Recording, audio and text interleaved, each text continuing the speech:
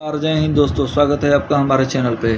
जब भारत और पाकिस्तान के बीच टेंशन अपने चरम पर है तो एक नया जियोपॉलिटिकल ट्विस्ट सामने नज़र आया है। रसिया और पाकिस्तान के बीच बढ़ती मिलिट्री और ट्रेड दोस्ती। रसिया पाकिस्तान को हेलीकॉप्टर्स और एनर्जी डील दे रहा है, लेकिन ये सब तब हो रहा है जब भारत रसिया का सबसे बड़ा डिफेंस पार्टनर है। तो रसिया ऐसा क्यों कर रहा है, इसके पीछे असली वजह क्या है, आइए जानते हैं इस वीडियो में।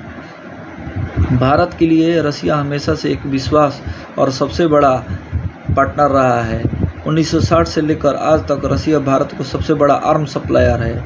Sukhoi jets, S-400 defence system और ब्रह्मोस मिसाइल के साथ साथ 2024 में भारत रसिया ट्रेड $66 बिलियन तक पहुंचा है और रसियन ऑयल भारत के 40% से ज़्यादा इंपोर्ट्स का हिस्सा हैं। लेकिन अब रसिया पाकिस्तान के करीब जा रहा है। 2014 में रसिया ने पाकिस्तान पर से आर्म्स एम्बार्गो हटा दिया और 2015 में Mi-35 अटैक हेलीकॉप्टर का डील हुआ। 2025 में रसिया पाकिस्तान को और हेलीकॉप्टर्स और एनर्जी डील दे रहा है और ट्रेड में भी रसिया पाकिस्तान के थार कोल प्रोजेक्ट और गैस पाइपलाइन में इन्वेस्ट कर रहा है। भारत के नज़रिए से अच्छी खबर नहीं है। पाकिस्तान आज संकट के दौर से गुजर रहा है। ऐसे में रसिया के साथ डील करना उसकी दोस्ती को मजबूत बनाता है। पाकिस्तान का फॉरेन रिजर्व सिर्फ 2 महीनों के इंपोर्ट्स के लिए है। इन्फ्लेशन रेट 4.1% पर है और $73 बिलियन का डेट 2025 तक चुकाना है पाकिस्तान को। IMF ने 2024 में $7 बिलियन के लोन दिया, लेकिन इकनॉमी अभी भी ठन गोपाल है पाकिस्तान की। आई मीन टू से बद से बदतर स्थिति में पाकिस्तान की इकनॉमी है।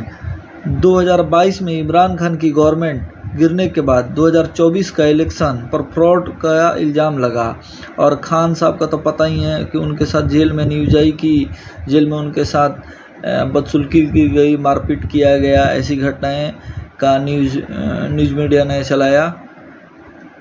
तहरीक तालिबान ने खैबर पख्तूनख्वा में अटैक बढ़ा दिए हैं और अफ़गानिस्तान बॉर्डर पर क्लैशेस चल ही रहे हैं और आपको पता ही है कि बलूचिस्तान पाकिस्तान से अलग होना चाहता है और उसने अपने आप को इंडिपेंडेंट घोषित भी कर दिया है।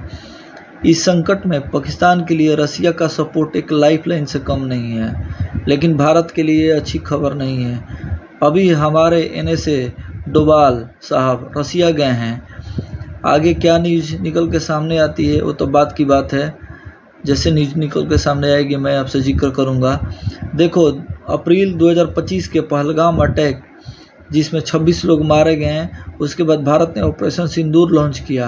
पाकिस्तान में टेररिस्ट कैंप पर स्ट्राइक्स किए हैं। पाकिस्तान के 9 एयरबेस को बर्बाद कर दिया भारत ने।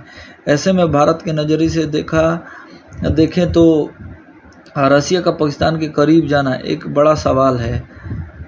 पहली वजह यह हो सकती है कि रसिया चाइना के साथ मिलकर ब्रिक्स और शंघाई कोऑपरेशन ऑर्गेनाइजेशन SCO में अपना इन्फ्लुएंस बढ़ाना चाहता है। 2024 में रसिया ने पाकिस्तान को ब्रिक्स मेंबरशिप के लिए सपोर्ट किया था ताकि ऐसे में एक नया एलाई बन सके। दूसरी वजह हो सकती है कि यूक्रेन वार के बाद रसिया पर US और यूरोप का सैंक्शन ने उसकी इकोनॉमी को हिट किया है।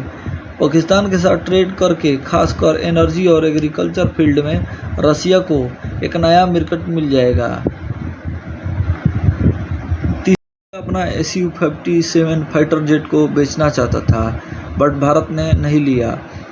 ठीक इसी तरह अमेरिका भी अपना F-35 फाइटर जेट भारत को भेजना चाहता था, लेकिन अब भारत ने तो साफ इनकार कर दिया। अब तो भारत ले ही नहीं सकता, सवाल ही नहीं पैदा होता है कि F-35 और Su-57 fighter jet Bharat purchase कर ले, क्योंकि एक दिन पहले ही एमका प्रोजेक्ट को राजनाथ सिंह ने ग्रीन सिग्नल दे दिया। एमका एक 5th जनरेशन का फाइटर जेट विमान है जो कि भारत में ही बनेगा और ये आत्मनिर्भर भारत को दर्शाएगा। रसिया शायद पाकिस्तान के जरिए भारत पर प्रेशर बिल्ड करना चाहता है। रसिया अपना ग्लोबल इन्फ्लुएंस बनाए रखना चाहता है।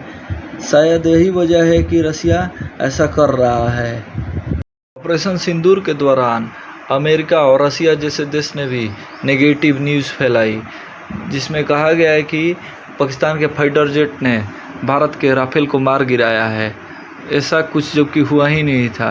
ये सब बिजनेस स्ट्रेटजी को ध्यान में रखते हुए ये सब न्यूज़ फैलाई गई। तो कैसी लगी मेरी वीडियो?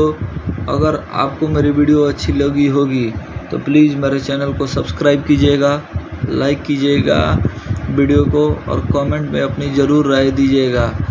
आपकी एक लाइक, एक कमेंट मेरे वीडियो को सपोर्ट करेगी।